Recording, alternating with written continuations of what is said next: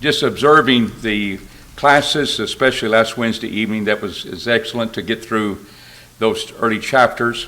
One of the things that are mentioned of two things do you see in that first chapter? You see God's glory and you see his omnipotent power.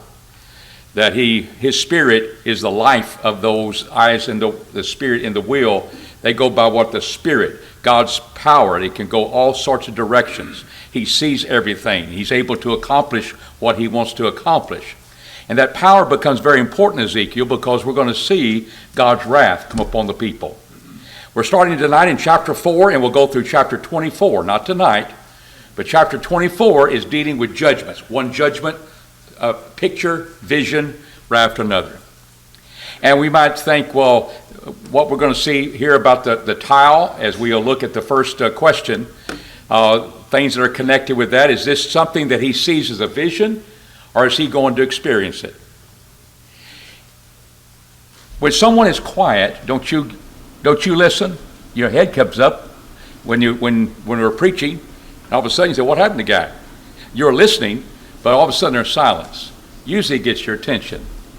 Well, as Nathan presented to us at the end of the last chapter 3 in Ezekiel, God's going to make his mouth dumb.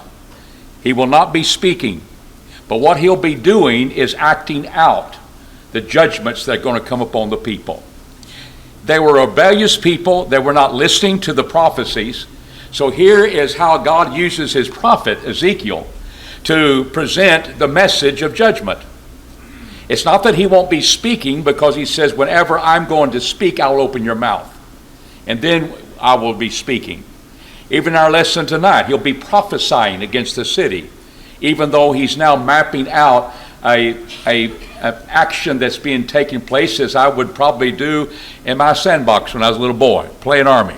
I'd build a fort. I'd put men here. I'd put people there. I put in things at a certain particular place, and I would work out a story. Well, that's what I see as Ezekiel doing when we speak about the tile. So what was he to do with the tile itself in these first 3 verses of chapter 4 of Ezekiel? And this lesson number 3 will go through chapter 11. We'll get through that today. But I think we can clip through these examples pretty readily of understanding what they are. These first 3 chapters, what kind of tile was it? It was a clay tile. The very Hebrew word denotes it wasn't just like a baked brick. It could have been the size of a brick that they would build houses with, or it could have been a different size. But what was he to do with that tile? He's going to put the city of Jerusalem, maybe a map. People knew how the city was arranged. That would be placed upon that particular brick. What was to happen then? Various things occur now. That would be connected with a siege. The Assyrian, we have pictures from the times of Assyria. When they would besiege a city, you would see these elements in there. So it wasn't, I'm just seeing a fantasy. I'm seeing a vision that has no place in reality. You're seeing something that happened, and especially the remnants of what we see of Assyrian people being brought by the hands of Assyria. Of course, the Chaldeans will do the same. But these are things that were part of how you conquered a city with walls, maybe great walls. And Jerusalem is going to be besieged. And we see that happen in 2 Kings 25. We see that in Jeremiah. Jeremiah's prophesied that. We've studied Jeremiah. We studied the kings. So all those things ought to be in mind of besiegement. So he was to put that tile down, and part of besiegement was that you build forts. Your Bible says there'll be a siege wall. But the idea of forts is the idea a mound would be brought up, and there would be a structure there. That's why the American Standard says forts, where it would protect the people as they build the mounds. The besiegement of a city would be surrounding the city with built up, gradual, ascending mounds. And there would be forts, a place of protection, where when you're building those mounds, there would be arrows come down, you'd have protection. And that would be a part of how they're going to protect their people as they lay these mounds, which indeed would go high up, so you could hit the more tender walls of the city, not the foundation part, because they would build their the idea of lambs hitting together, as we'll see here, where it put on chains and they'd be busting those walls. There would be camps brought back, he says here, camps, all surrounding the city. The camps would be there in order to make sure you did not get out of Jerusalem. Because one of the things that happened in besiegement, we know Zedekiah, he started in the Babylon. Nebuchadnezzar came in the ninth year to besiege city Jerusalem. It was finally conquered in the 11th year. How many years is that? We've got 2 years, 2+ years.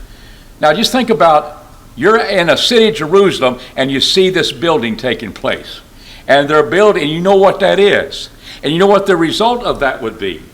Would be the fact that they're going to starve you out of your city, and you're not going to get out. Either you give up or you die. And that's what God is bringing upon his people. So you have the forts, you have building of the mounds, you have the carrying down of the walls. And you notice he says here, also against it plant battering rams. That word rams is the word lamb. We don't think about lambs battering, but the term is denoting that. But it's not the stronger lambs. The battering rams are taking place. And what they would do, they have it on chains. They have their machinery come up the hill. It could hit the higher walls and finally cause the walls to be collapsed. They could come on in. And so that would take months. It would take the idea of waiting them out. No more supplies coming in. You're not getting out. And that was taking place here. He said, I'll take unto thee also an iron pan. So he's taking these utensils, he put it in his sandbox. He's put it in his box. He's got a tile clay there. He's put these mounds around there. He set up the protective forts. He set up the camps all around the city where nobody could escape without being captured. Has the battering rams, that machinery on chains, and they would just continually to batter them against the higher walls or higher stones of the walls, and until they conquer that. But they also put an iron pan. It did not surround the city. You may think it does, but the Bible doesn't say that. You put that iron pan between you and the city, Ezekiel. What was that for? Well, if we were going to spiritualize the passage first before we look at the reality of maybe what that meant, we'd say, well, that was the division between God's people and God. And this is because of their sin. There was a barrier between them, and they're going to be punished for their sins. So we may make it a spiritual point of view. And that may be true. But it's like they want to say, well, that pan was surrounding them because of their sin. They're not going to escape. It wasn't surrounding them. The building up the mountains was. That was their part. And that's reality. Well, here was a place where you could hide behind this iron pan as you shoot the arrows into the city. Another protective part between you, Ezekiel, and the city. Indeed, God's judgment is coming. You're on my side of prophesying this judgment. And then you are fiercely in your face. No speaking yet. You look fiercely on that, showing, yes, God's wrath. Yes, it could be for sin. But just like the mounds, the forts, the camps, why can't we say the iron pan has a representation? In fact, when you look at the remnants of what's left of his history of painting pictures upon the walls, you'll see that particular protective part for arrows being shot. So I think that's the point that he's making there. So the tile begins the story. He's not speaking. He's acting. He's putting things into being. And we kind of want to find out what was that sign all about? To whom was this a sign? It should be a sign to what people? I thought Israel was already conquered. Israel is always the northern kingdom, isn't it? And Judah is the southern kingdom. And Syria has already taken Israel. But see, sometimes the Bible says, Israel, you are the nation now. That's Judah. You are the nation now. He'll go into the very next segment to divide between Judah and Israel. So we're not discounting that. But just to think every time you see the word Israel, it means the northern kingdom. They're not Bible studies. No, context.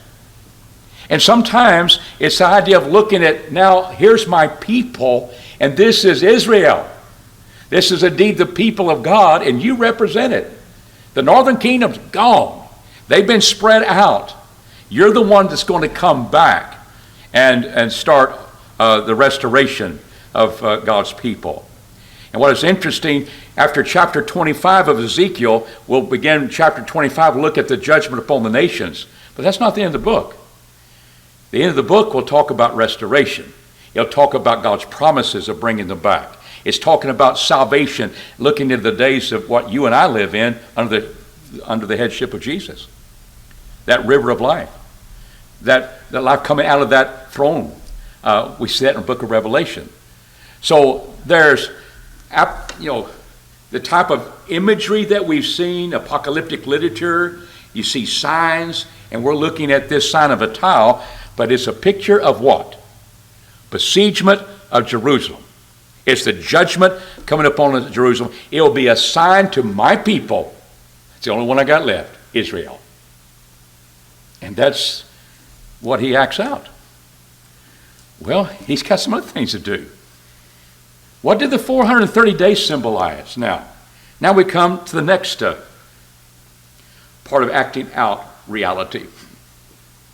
Acting out judgment of what it would mean to Israel. Verse 4 says, moreover, lie thou upon thy left side, and lay the iniquity of the house of Israel upon it, according to the number of the days that thou shalt lie upon it, thou shalt bear their iniquity. For I have appointed the years of their iniquity to be unto thee a number of days, even 390 days, so shalt thou bear the iniquity of the house of Israel. Immediately when that is accomplished, and again when thou hast accomplished these things, thou shalt lie on thy right side, and thou shalt bear the iniquity of the house of Judah. Context says, that's the northern kingdom. This is the southern kingdom. I just got through reading a verse that says, that's all the people. You're the ones that are going to besiege the city of Jerusalem. That's my people. That's Israel. That's all my people left. But he's now, what is this judgment coming upon? And here's where we get in with the sins, and we're trying to figure out the 430 days. Wonder if I say that when you're reading the Bible, for every day that you see, that means 1 year. Would that be accurate? It is here. I know that. I just said, that's what I wanted to distinguish, because here it does. And how do I know it does? It says so. When we find places, 1,000 years, 1 day, that's not equal. Every day equals, 1,000 years.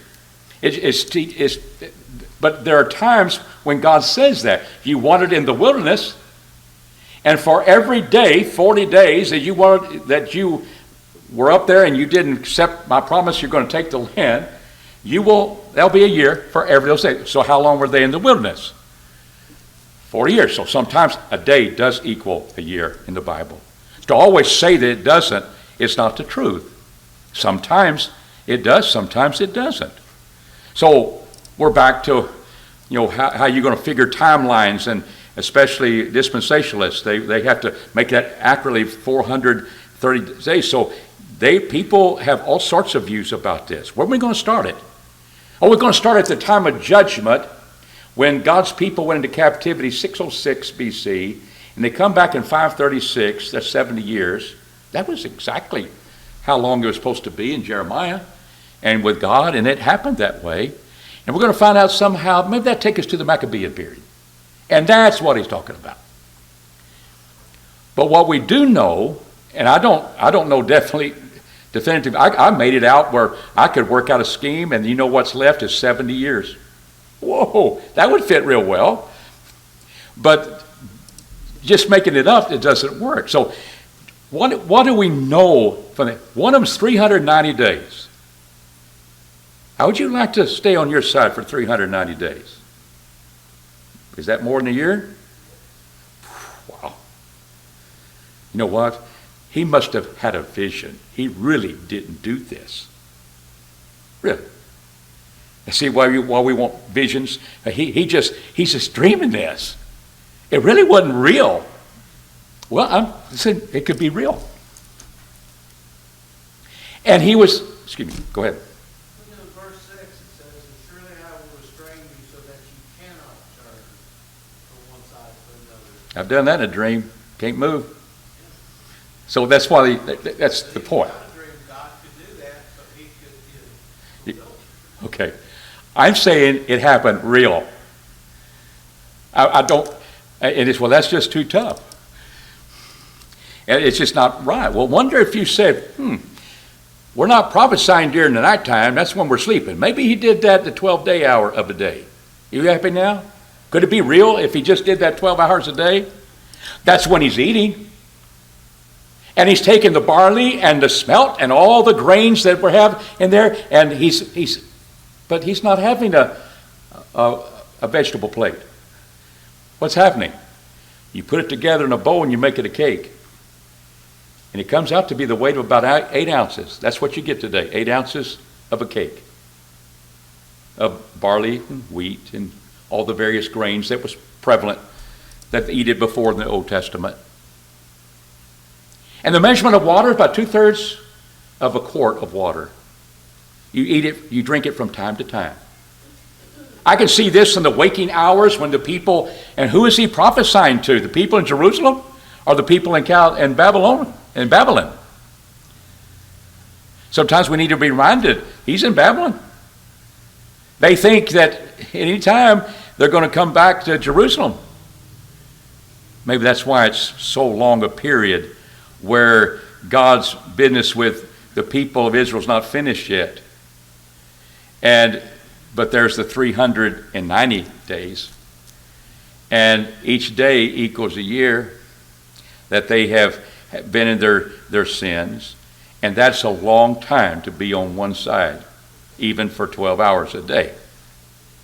But there's nothing here that would contradict that, where you say, well, it's an impossibility. He didn't act this out in reality. They're quit listening to the words, and now they're seeing this. Can you imagine going by his place he stayed, and to go by there 3 months from now, 6 months from now? Would you get the message? And what this, as far as for the sins of the northern kingdom, Israel. Danny? When the people talk about this, like this can't happen, all I have to do is look back in Kings, and I may have to get the two prophets confused from time to time, but Elijah, when he thought he was the other one, he was given food for a couple of meals, and on the strength of that food, he traveled for 40 days. Yeah. Isaiah went naked for a few days. They want to discount what God has made possible. Yeah. And the bands were placed upon him so he couldn't move, right? As you brought out. Corey? Yeah, and as well as in verse 14, where you see him speaking about nothing defiled or entering his mouth, he's actually going to be eating these things. Yes. He'd have someone cook for him, but he's going to be cooking in front of him too. And we'll get to that in a moment. But I'm just looking at it, what's the picture? And I think the picture's reality. I can see that happening because the prophets did things extraordinary in those days. But if that's true, we're looking at over a year's time on the side. And then when that is accomplished, it doesn't seem to be any break here. When that is accomplished, what you need to do then, when thou hast accomplished these, thou shalt lie on thy right side after you spend about 3 months getting back in order. It didn't say that. It says now we're going to take care of the southern kingdom. They're guilty too. They shall bear, and thou shalt bear the iniquity of the house of Judah 40 days, each day for a year. I've appointed it unto thee. And it says, and thou shalt set thy face toward the siege of Jerusalem with an arm uncovered, and thou shalt prophesy against it. I think he's speaking now. He's shown them the picture day after day after day. They just see him on his side. He's eating 8 ounces of food a day, 2/3 of a quart of water he can have from time to time. When he does that, but his bands are upon him and he can't move. So You get 390, you get 40, adds up to 430. There's nothing in the chronology of things that would fit very well, other than, I say, he's laying a long time for the northern kingdom of Israel. And it's not that he's not lying there restricted for Judah, but he's there for 40 days. Of course, that could symbolize the fact of, because they disbelieved God, he made them wander in the wilderness for 40 days, and for 40 years, rather. And but we know that these people are in captivity for 70 years, and they didn't believe that's going to happen. And we know that happened. I'm just saying there could be the imagery of 40 years when people were not going into the promised land because they disobeyed God. And Judah, you are my people. In fact, you are Israel now, as we just saw in the first segment. You're Israel. But Israel had a long history of turning from 970. From then on, they had a lengthy time where they were just practicing idolatry all the time. Judah kind of followed suit. So I don't know a particular 390, 40, other than the fact of there's a distinction between the iniquity of Israel and Judah by the time frame, but both of them were long. And I can sense what that was like to go past that, and all of a sudden, you go one day, and what is he? He's on his other side. And how long is that going to be? You like waiting a month for something to happen? It's going to be another 40 days. And then after that, you speak. You speak. And God will be speaking through him as he lays siege against that siege that is there. Here in his prophecy, he's bringing that on him. It said in verse 8, behold, I lay bands upon thee, and thou shalt turn from one side to the other, till thou shalt accomplish the days of that siege. You know, if we lay on one side, we sleep for the night, so maybe we won't know the other side. You can't go that way, Ezekiel. And he had that. Now, we asked the question, do you have an idea of 430 years, or 390, or 40? I got 40 with the wilderness connection, and I can see that in connection with their sin. But understand, you're laying the iniquity upon them, and you're bearing that for this lengthy period of time to grab their attention. Now, what was the purpose of laying bands on Ezekiel? So he could not turn from one to the other. Did we see something in our last week? What Ezekiel was promised something would be done to him is called bands. And that indeed they would bring, the people would bring the bands upon him and kind of restrict him from going here and there. We talked about that, of imprisoning him or restricting him from going. Here's the restrictions. But God is still going to lay siege. Here's my prophet restricted by your bands that you will place upon him. And that's what they'll try to do. But I am going to still bring judgment upon Jerusalem. So there's two pictures there of him acting out things, him living things in reality, in real time, where it's hitting at the judgment that's coming upon God's people. What 2 points are conveyed in the sign of making bread? Because here we begin to see the bread that's going to be made. So here's the besiegement. So while they're in these positions, while he is, take thou also unto thee wheat and barley. Just think about grain, because we could get in distinction between beans and lentils, couldn't we? We just might put that together. It's going to be put together in this cake, this bread, and millet and spelt, all types of grains that was there, and put them in one vessel, and make thee bread thereof, according to the number of the days that thou shalt lie upon thy side, even 390 days shalt thou eat thereof. And thy food which thou shalt eat shall be by weight, 20 shekels a day, from time to time shalt thou eat it. That's where I made ounces. And thou shalt drink water by measure, the 6th part of an hin, 2/3 of a quart. From the time to time thou shalt drink. And you shall eat it as barley cakes, and thou shalt bake it in their sight with dung that comes out of whom? Out of man. That's what he says first. That's God speaking.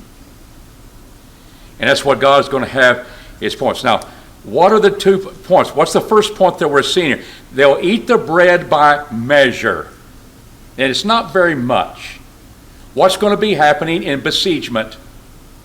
When Jerusalem is besieged and they can't get supplies in, are they going to have to kind of dwindle down the amounts they're going to eat to stay alive? So it'll indeed be by measure. But the added of the dung is showing the impurity. They're facing their sins. And to have this done is a part of God's wrath, and he has to even express it. I probably never will do that again. It's a horrible thing that it's going to cause you to do, because it grabs your attention of that. But he does say the dung of men, because that may be all you have left in a city, in a town. They would put the barley cakes upon the dung, because that was the fire. That's how the fire was made. You had no more wood. You had no more supplies. You'd be cooking on top of the dung the barley cakes.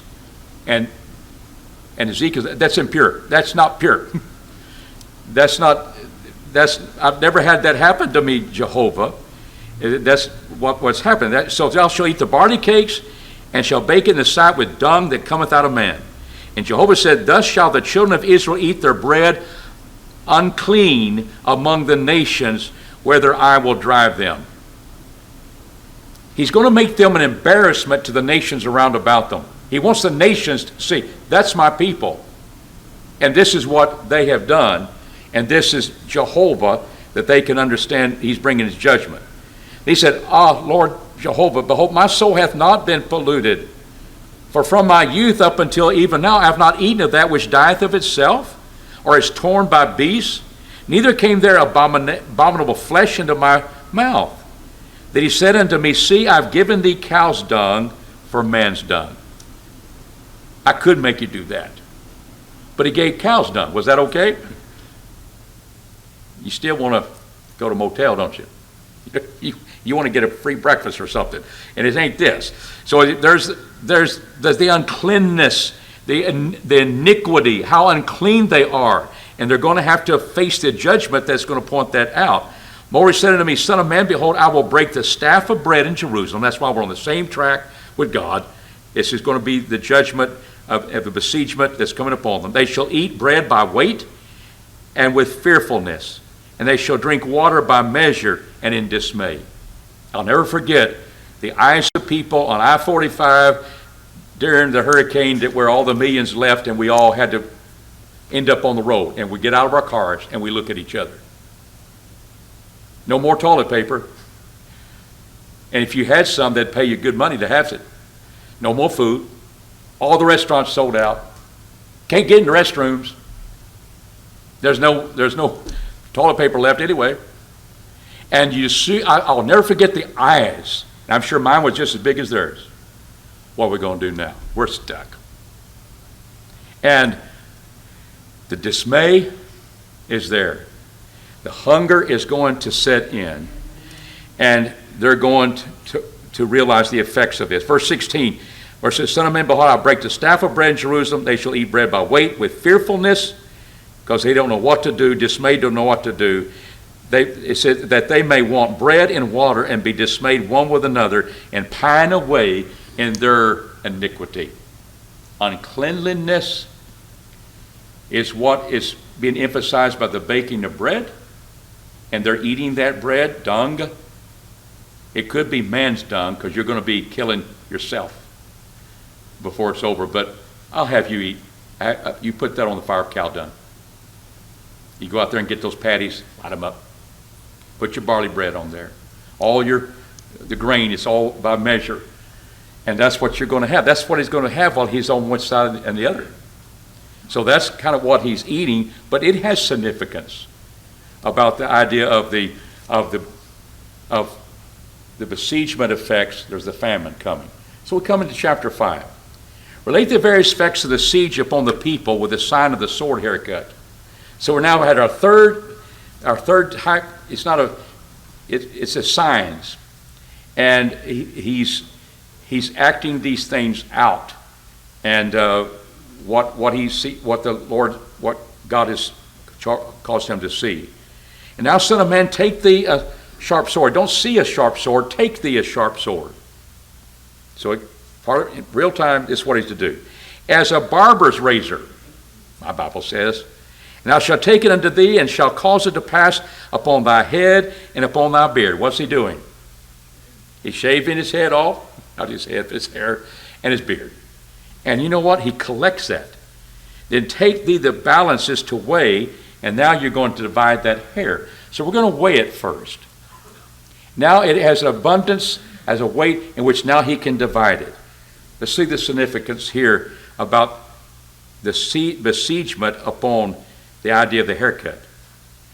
He said, a third part thou shalt burn in the fire in the midst of the city, when the days of the siege are fulfilled, and thou shalt take a third part and smite with the sword round about it. Now, is he still talking about his first action?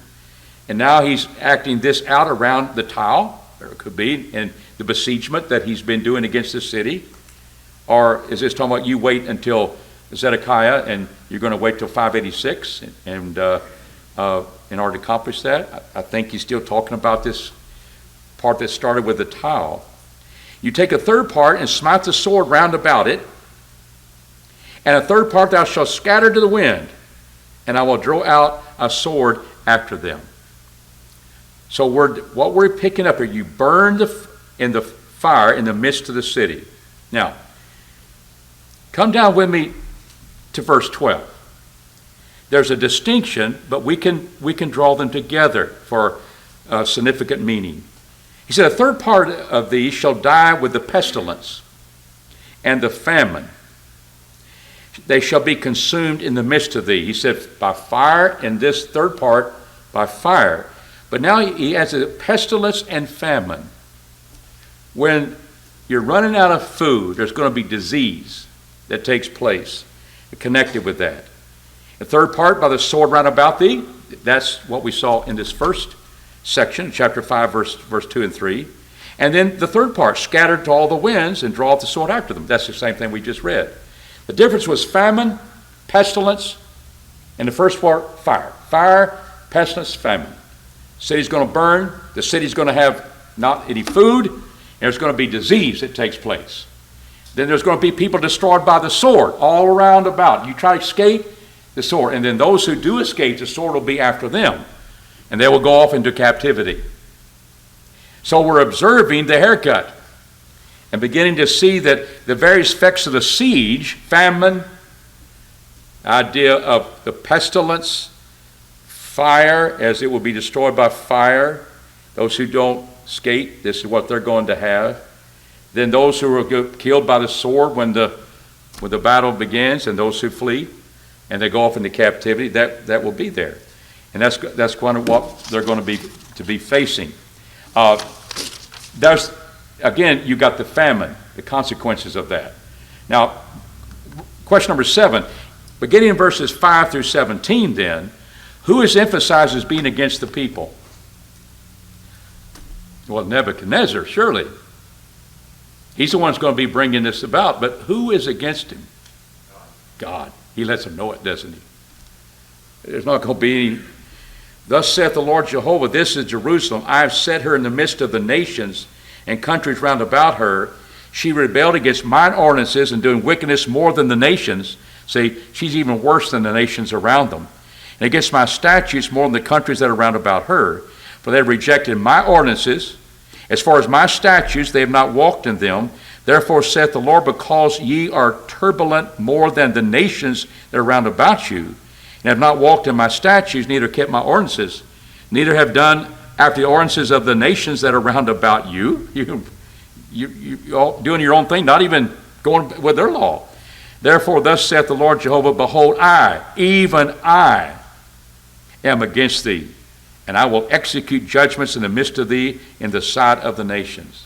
He wants the nations to see that. They will be dismayed. But the nations will be in dismay of what God's going to do to his people. And God wants to have it that way. That's the way He wants that to occur. So how bad is it going to be? Verse 10. Verse 9 says, I will do unto thee that which I have not done, and whereunto I will not do any more the like. 2 Kings 6, there's mothers eating their babies in Samaria. God's done that before. Cannibalism's been done before. But it can be the extent of it that makes it a different thing. So therefore, this is going to be more than what they've experienced in Samaria. We know in Jerusalem that's going to happen. They'll be driven to cannibalism, Lamentations 4:10, Jeremiah 19:9, 2 Kings 6, 28 and 29. He's done it before, and he says he hadn't done that. It could be the extent or how horrible it was, more horrible than anything he had done before or that he would ever do again. But he says, therefore the fathers shall eat the sons in the midst of thee, and the sons shall eat their fathers. And I will execute judgment upon thee, and the whole remnant of thee will I scatter unto all the winds. There's the people going off into captivity. That's the third part. So you cut off your beard, you take what's left there, and you're going to divide it up. And it's going to be divided up in what's going to be the effects of the siege, what's going to be the effect when Nebuchadnezzar comes in the city, and hand-to-hand combat, swords, and those are going to be driven away with the sword, going off into captivity. That's what's going to happen. And thus in verse 13, thus shall mine anger be accomplished, and I will cause my wrath toward them to rest, and I shall be comforted, and they shall know that I, Jehovah, have spoken in my zeal. Could he speak with his zeal for salvation? Like he does in Titus? Would he be zealous for eternal life because of the zeal of God and salvation? But this is the side of God that people don't want to grasp hold of. It's the zeal of God, his wrath, his anger. They're going to know that I am behind this. And all this haircut business is, again, another sign of what's going to happen with Israel. And we asked the question from your background material, why would this emphasis be needed? And the fact of because of their sins and their abomination and so forth. Background material tells what had Judah done. Israel did it all the time. It's idolatry. Those are the abominations that they would do. That's having another God instead of the one true God. He didn't like that. He's a jealous God, and now he's bringing this about. But his anger and wrath will be upon them. So in verse 16, when I shall send upon them the evil, arrows of famine, and are for destruction, I will send to destroy you. And I will increase the famine upon you, and I will break your staff of bread. And I will send upon you famine and evil beast, because there will be no one left there, so beast will come in. And they shall bereave thee. Pestilence and blood shall pass through thee, and I will bring the sword upon thee. I, Jehovah, have spoken it. I thought Ezekiel's talking. He is. He's God's prophet. But he's speaking when God would have him speak. Because of their idolatry and all the abomination that they had set forth, that's exactly what is taking place. And so what happens in chapter 6? He reminds them as he's going to kill people in his wrath and lay it upon the what? Altars. Notice in chapter 6, the word of Jehovah came to me saying, Son of man, set thy face toward the mountains of Israel.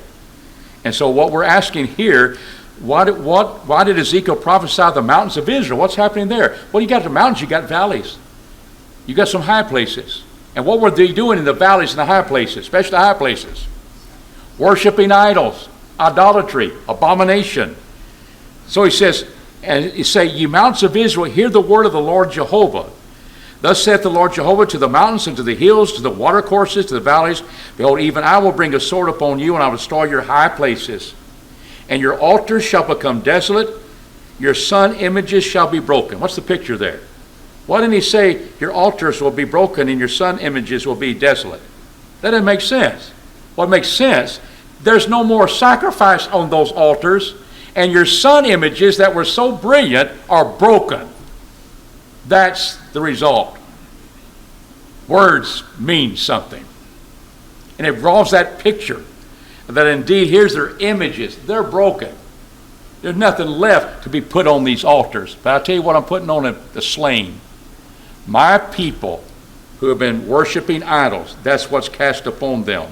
Verse 4, I will cast down your slain men before your idols. What do you think about him now? Are those idols going to help him? It's not. It's not going to do that. Your dwelling places in the city shall be laid waste. High places shall be desolate. Your altars may be laid waste and made desolate, and your idols may be broken and cease, and your sun images will be hewn down. Your work shall be abolished. And he said, the slain shall fall in the midst of you. And here's the point that we want to set forth. And real quick, what is the significance of slain bodies on the idols? They didn't help you. You're dead. And number 10, the coming of God's wrath would teach what lesson?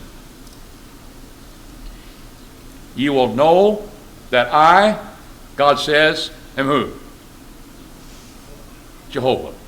You mean we know Jehovah by his judgments, by his wrath, causing people to eat one another in his city, allowing people to die by the pestilence? In our world today, that's not a good God. That's Jehovah. And we know God by his judgments, and we know God by his patience and weakness and forgiveness, not weakness, but forbearance. And that's the picture of God. Behold the goodness and the what of God? Severity. We're listening to the severity right here in Ezekiel. And Lord willing, we'll pick up and go to the next section of this lesson 3. Thank you.